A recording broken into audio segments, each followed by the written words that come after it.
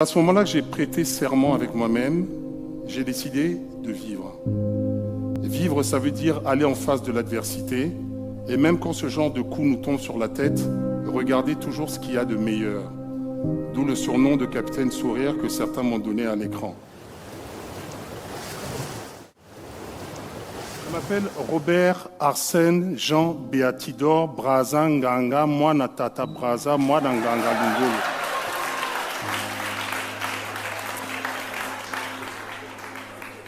Oui, c'est celui-là. C'est celui-là. C'est ce jeune garçon très souriant, comme vous le voyez, assez bagarreur, boudeur, avec un peu plus de cheveux à l'époque, mais qui avait déjà un esprit et des idées bien trempées. C'est celui qui naît dans une fratrie de 8 frères et sœurs, dans un quartier qui s'appelle Bakongo, à Brazzaville, sur l'avenue de Brazza. Dans ce fief qui m'a vu naître et dont je suis très fier, un Larry du Poul, fils d'un fils lui-même de chef de village et d'une infirmière diplômée d'État, comme on disait à l'époque. Et à cette époque, dans ce Congo des années de braise, on se demandait toujours, toi tu es le numéro combien? Tu es le premier, tu es le deuxième, tu es le troisième, moi je suis le sixième. Et chez nous, quand on ne sait pas forcément les noms, c'est Christian, non. Un tel, non. Non. Kangé, c'est-à-dire toi, bon, viens. Le numéro 6, en l'occurrence, moi-même. Et je ne sais pas pour vous, mais moi, j'ai toujours eu ce regard très particulier, très affectueux par rapport à nos papas. Quand je dis nos papas, ce n'est pas simplement le papa de la maison, mais c'est tous ces tontons, tous ceux qui sont là, qui gravitent, qu'on regarde vraiment comme des figures qui sont invincibles, qui ont des rêves plein la tête, et dont on se demande toujours si on va pouvoir un jour les égaler ou se rapprocher même de ce qu'ils ont fait comme expérience. Dans ce Congo de l'époque qui sort des indépendances et dont il nous reste des photos en noir et blanc, on sent la joie, on sent l'enthousiasme, on sent les espoirs, on sent la discipline, on sent aussi quelque part les rêves avec ces gens qui vont construire cette Afrique qui va devenir indépendante. Mon papa, Braza Nganga, Jean-Pascal, était de ces enfants du village qui allaient à pied à l'école et puis qui aimait nous raconter une fois qu'on était conscient, vous savez, moi j'ai croisé Fulbert Youlou, l'abbé, j'ai vu les Houphouët, j'ai vu ces figures de l'indépendance, j'ai rêvé des gens comme Patrice Emery Lumumba. Et ça, c'est un sacré défi parce que tout de suite on se dit, mais moi qu'est-ce que je vais faire? Il faut que j'essaie au moins de leur arriver au moins à la cheville. Il faut que j'essaie quand même, avec des grands frères qui sont très charismatiques, des grands du quartier, de jouer aussi ma petite partition. Mais cette petite partition, on ne sait jamais d'où elle vient. On va à l'école parce qu'il faut faire plaisir aux parents.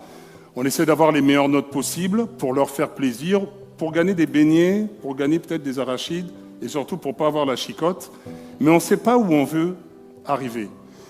Et puis, à ce moment-là, on se dit, il faut quand même que moi je me distingue. Alors là, des années passant, une fois que le collège a été validé, une fois qu'on s'est planté au bac une première fois, alors que son frère qui est juste avant soi l'a eu, on se dit, bon ok, on va aller étudier. On arrive dans un fief qui est le village le plus étrange d'Afrique, qui s'appelle Paris. Et à Paris, il faut rivaliser d'ingéniosité, il faut se démarquer. On est là dans les cités, les campus, on est dans des appartements qu'on partage en commun, même parfois dans des squats. Oui, des squats. On y est parce que personne ne veut payer son loyer tout seul. Et puis on se cherche, on est dans son cherche-lit, comme on dit en Côte d'Ivoire. Et on s'illustre comme on peut. Et surtout, on bringue, parce qu'on a une bonne assurance vie. Hein. On va en boîte de nuit, les grands frères régleront les factures. La bourse, si elle passe, tant mieux. Si elle passe pas, tant pis. Les aînés vont gérer. Et puis, on commence à se poser des questions parce qu'on se dit, mais finalement, toi, tu deviens quoi et tu fais quoi? Et c'est une période qui est très étrange. C'est un questionnement par lequel on passe, parce que certes, il y a les bancs, il y a l'université, mais on se dit toujours, il faut être agronome, ingénieur comme le vieux, il faut être peut-être un médecin, comme peut-être le docteur Karaboué, qui en plus, lui, est lieutenant-colonel. Il faut être quelqu'un qui a le charisme pour devenir avocat, parce que ce sont les professions qui font bien. on est avocat, on est juriste, etc. Puis après, on se dit, non, c'est pas là-bas que ça va se dérouler. Déjà, il faut veiller tard, il faut étudier, il faut avoir des gros cahiers. Ça va pas. Quand on arrive dans Paris, il y a des coins où finalement on se retrouve presque comme au quartier, à Bakongo, ou alors, je sais pas, moi, à Marcory, peut-être à Matongué ou ailleurs. Et ce qui est bien en plus, c'est que on bringue et les gens que l'on voit à côté de nous, avec qui on bringue, eux, ils passent à la télé. À ce moment-là, on se dit, non mais, quand même, ça, c'est pas mal. Tu vas là, il y a tel grando, tel artiste, na monier, là, dans la bilo, à Somo, c'est-à-dire, ils portent des habits bien. On voit Orlus, on voit un fils de ce fief, d'ailleurs, monsieur le maire, un certain Frédéric Ehuy, et qui arrive, qui dit, mais toi, tu travailles pas. Tu es toujours là, je te vois, tu es dans les soirées, tu bringues, enfin, on devient un peu un cube magie, sans faire de pub, de ce genre d'occasion. Et puis le temps passant, on se dit, mais et si finalement, j'allais fouiller par là, j'allais fouiller de ce côté-là. À la maison, on écoutait énormément de musique. Mon père est un fin mélomane. Il se lève, il écoute des classiques comme vous pouvez en imaginer, les Franklin Boukaka, grands musiciens congolais. Il écoute les Franco, on écoute Mario, on danse la rumba. Je ne pourrais pas faire la démonstration parce que sinon vous allez sortir de la salle.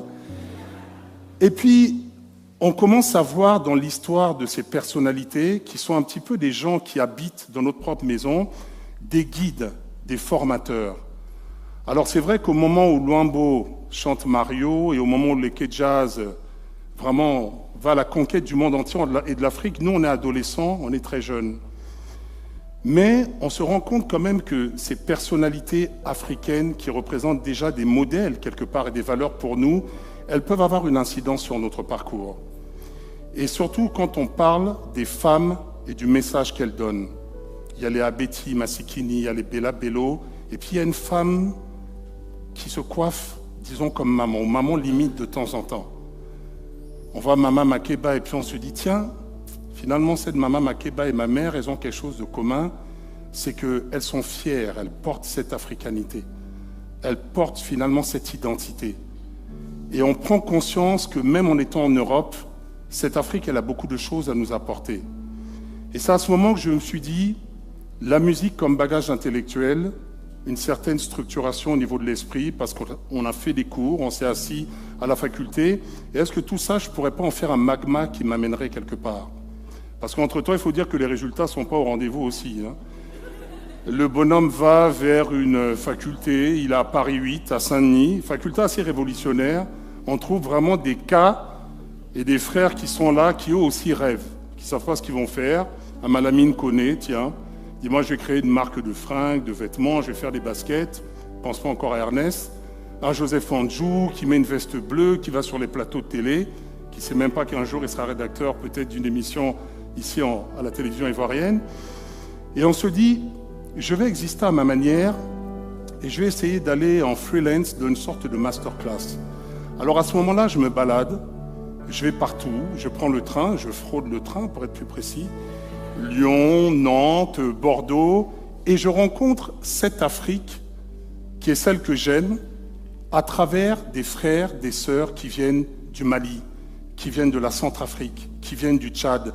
Ça devient une sorte de masterclass qui pour moi est d'ailleurs moins embêtante que l'école, parce que non seulement j'ai pas à me lever tôt, et en plus j'ai toujours la garantie des aînés qui me donnent un peu de sous, qui me soutra comme on dirait ici. Donc c'est plutôt bien, en plus les amendes arrivent chez eux.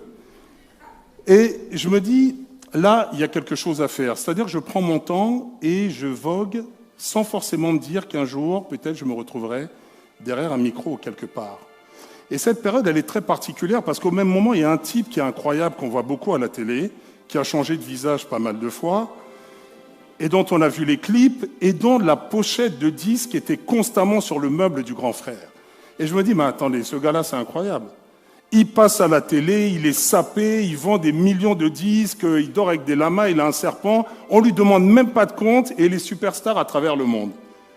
Et en fouillant plus loin, je me dis, tiens, ce bonhomme, c'est quand même un personnage assez incroyable. Alors, il en reste plus beaucoup, mais à l'époque, je me dis, je laisse pousser les cheveux, je garde la veste blanche. Voilà. Ce type, c'est Michael Jackson, sacré Michael quand même. J'ai envie de dire à la jeune génération quittée, Et j'ai envie de demander à ceux qui étaient déjà là avec des cheveux, peut-être comme le lieutenant-colonel, ou peut-être comme le doyen Diomandé, qui n'a pas essayé de faire le moonwalk ou essayer de se rapprocher de Michael. Ceux qui ont essayé de le faire, levez la main. En tout cas, pour ma part, je l'ai fait.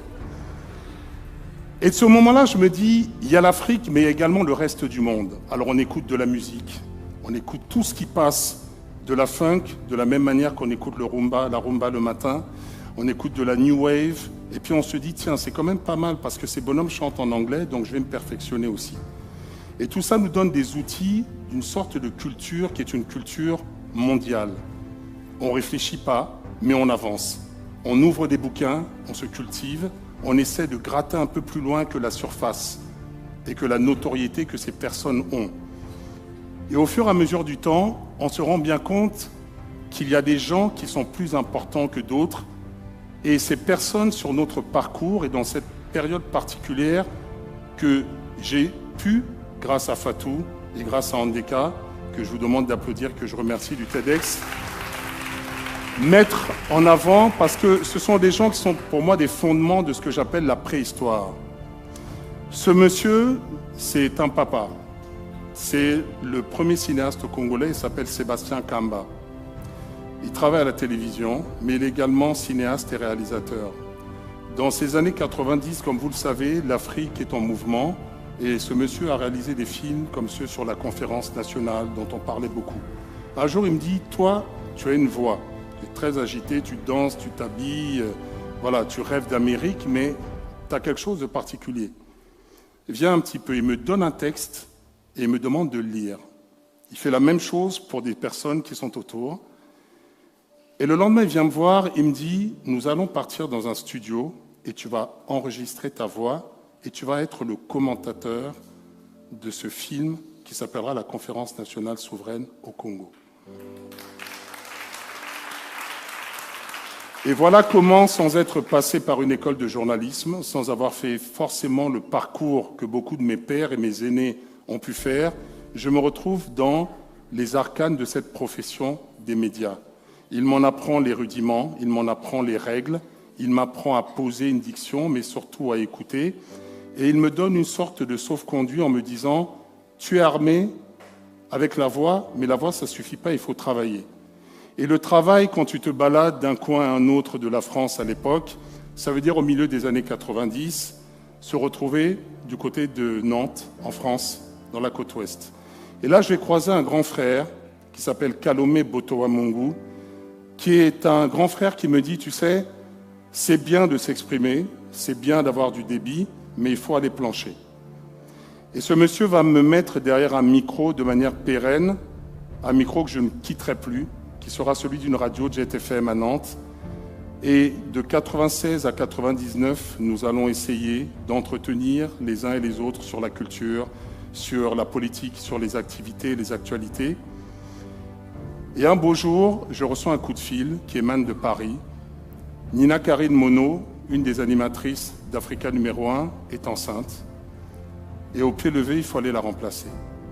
Georges Courrèges, directeur du Centre culturel français d'Abidjan à l'époque, la Côte d'Ivoire déjà à cette époque-là, m'appelle, il me dit « Congé maternité de 3 mois pour Nina, tu peux la remplacer ?» 3 mois en 99, 1 an en 2000, vous continuez, vous calculez, et 18 ans de quotidienne sur une radio panafricaine et internationale. Le résultat de cette aventure et le résultat de ce que je suis, c'est d'abord une conjugaison de circonstances, mais c'est une conjugaison de bienveillance. On ne sait jamais les personnes qui sont en face de nous, on ne sait jamais ce qu'elles vont nous apprendre. Et on le sent encore moins quand on se retrouve tout à coup face à une lumière, face à une notoriété qu'on n'imaginait même pas au départ. Les parents sont rassurés parce qu'ils tournent le bouton, ils peuvent vous écouter à Brazzaville et ailleurs et ils se disent « Tiens, ce petit-là, finalement, il est en train de devenir quelqu'un ». Le rêve est une chose importante. Le rêve, oui, mais l'abnégation. L'abnégation, c'est aussi un choix, c'est celui de décider de vivre. Un 19 septembre 1989, un vol qui n'atterrira jamais, au-dessus du Ténéré, un avion, celui du DC-10 de l'UTA, qui explose en plein vol, dans lequel figuraient Gérard, Christian, Vincent, mes frères. Et un tournant qui est celui de se dire il faut se relever, il faut avancer. On était une bande de 4 et du jour au lendemain, je me retrouve seul. Et c'est à ce moment-là que j'ai prêté serment avec moi-même, j'ai décidé de vivre. Et vivre, ça veut dire aller en face de l'adversité, et même quand ce genre de coup nous tombe sur la tête, regarder toujours ce qu'il y a de meilleur. D'où le surnom de Capitaine Sourire que certains m'ont donné à l'écran. Mais parfois, l'adversité est très têtue.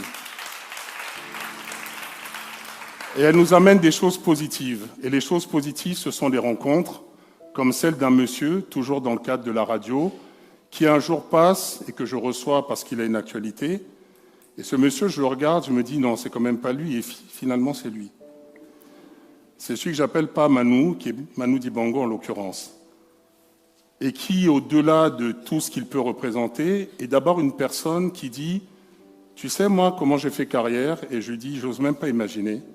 Il me dit, je me suis toujours mis derrière la musique et j'ai toujours mis la musique devant. Si tu as une passion dans l'existence et s'il y a un fondement que tu dois retenir, c'est toujours de te mettre derrière les autres, d'écouter et d'apprendre. Cette leçon de vie, c'est une leçon que je pratique au quotidien et que j'ai eu à garder et à sceller en moi à un moment qui a été encore plus particulier, il y a 6 ans aujourd'hui. C'est ce moment où on se demande si les choses vont basculer complètement, si elles vont s'arrêter net du jour au lendemain ou si elles vont se poursuivre. Cette vie, elle est faite de haut et de bas. Allez chercher dans cette préhistoire dont nous parlons aujourd'hui ce qui va vous rendre plus fort. Et je vous garantis qu'à ce moment-là, elle se révélera à vous d'une autre manière. Au mois de juillet 2013, il fait très chaud à Paris et pourtant moi j'ai très froid. Je sens que je ne suis pas forcément bien. Je prends un rendez-vous chez un médecin et je m'en souviendrai toujours.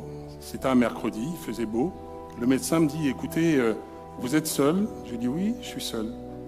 Il me dit, il n'y a personne qui peut venir pour vous retrouver? Je dis, non, écoutez, on est ensemble et voilà, vous pouvez me dire les choses telles qu'elles sont. Il dit, vous avez l'air d'être un bon vivant, vous faites un métier, vous voyez du monde, etc. Vous allez peut-être vous arrêter pendant quelque temps. Et à ce moment-là, il prononce un mot qui est terrible dans l'esprit de beaucoup d'entre nous. Il prononce le mot cancer. Il me dit, Monsieur Braza, vous êtes atteint d'un lymphome. C'est une forme de cancer du sang. Alors je le regarde, je lui dis d'accord. Et il me dit, qu'est-ce qu'on fait? Je lui dis, vous voulez toujours que je continue à vous en parler? Et là, je lui dis, non, stop, je vais appeler mon grand frère. Pas pour payer mes factures ce coup-ci, mais il faut que ce soit à côté de moi. Il me retrouve, on est face à lui, et il nous explique finalement que cette maladie, qui est une forme de cancer, et c'est pour ça que j'ai écouté attentivement ce que Rosine disait tout à l'heure, qui tombe chez n'importe qui, les enfants, les grands, les vieux, les vieilles, les messieurs, enfin bref, est une forme de cancer qui est très particulière, mais qu'on peut soigner. Il me dit, vous savez, quand vous avez un rhume, vous soignez. Vous avez mal à la tête, vous prenez une aspirine. Quand vous avez un cancer, vous faites de la chimiothérapie. Est-ce que vous êtes prêts? On était un mercredi, le samedi, la chimiothérapie commençait. 2013, 2014, et puis un matin, un médecin qui vous dit, vous savez, vous êtes en rémission. Toujours cette idée de se servir de ce que la vie nous donne pour mieux avancer. Toujours cette préhistoire dans laquelle on va chercher de la force, avec des parents aimants, avec une famille aimante, une famille qui des fois n'a même pas besoin de vous parler pour vous signifier son amour. La présence, cette présence bienveillante. Celle qui fait que même quand vous êtes en aplasie, en autogreffe et vous ne savez même pas où vous êtes, vous sentez les mains d'une personne et vous levez les yeux et cette personne c'est votre mère et qui vous regarde et qui à ce moment-là vous dit ça va aller et puis on va avancer. C'est le résultat de ce que je suis aujourd'hui, cet amour de ces proches d'un jour comme vous, de ces proches de toujours qui sont peut-être pas là matériellement dans cette salle aujourd'hui du TEDx à Grand Bassam, mais qui m'ont appris que finalement, être auprès des autres, être avec les autres, c'est certainement le meilleur médicament. Alors le médicament, c'est aussi de trouver de la motivation. On peut la trouver à la télévision, parce que toujours dans ce parcours qui nous offre parfois de la chance, après Sébastien Kamba, après Kalomé Botoamungu, on tombe sur des gens qui vous disent, dis donc, la télé, ça te dit, oui, t'en as déjà fait, non. Alors 2010, plus d'Afrique, la Ligue des Champions, Talent d'Afrique, Et un matin, ma sœur Eléassou, qui vole vers d'autres aventures, ça te dirait de faire le plateau de réussite? Et à ce moment-là, je dis oui. Alors, je n'ai pas les connaissances éminentes du maire, M. Moulot, et je n'ai pas la dextérité et le charisme en termes d'entretien du préfet Vincent Taubry-Hérier, ou encore la combativité comme entrepreneuse de Sarah, mais je me dis, on va tenter le coup. Et grâce à vous, grâce à ce que vous m'apportez chaque jour, à travers les clins d'œil, les bonjours, dans une rue ou sur les réseaux sociaux, on se construit et on avance. Cette expérience de la préhistoire, elle construit aujourd'hui, elle construira demain, et à ce moment-là, on a juste envie de dire que les choses sont belles et que Dieu fasse qu'elles soient encore plus belles demain. Et comme je le dis souvent sur des posts, quand vous lisez sur Internet, il y a un mot qui résume tout. C'est que de l'aridité peut sortir cette plante. Cette plante, c'est la vie, c'est ce qui n'est pas encore, et sur ce sur quoi et en quoi on doit espérer. Et une fois qu'on espère, on a déjà franchi un grand pas. Et quand ce pas-là est franchi, on peut juste se retourner vers le Très-Haut pour ceux qui ont un peu de spiritualité, vers vous autres, et puis se dire et vous dire Matondo, qui chez moi au Congo veut dire merci.